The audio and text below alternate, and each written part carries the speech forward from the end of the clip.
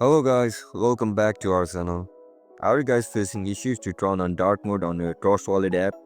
If that's so, then this video might help you out. Without further ado, let's get started.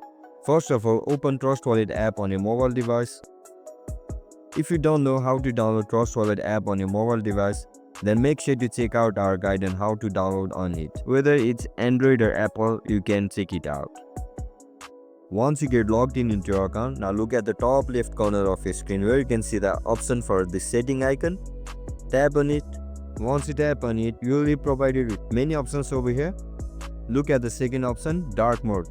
To enable the dark mode, just simply toggle this option.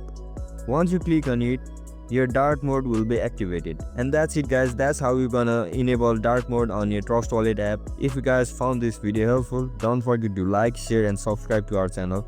See you in the next one. Bye bye.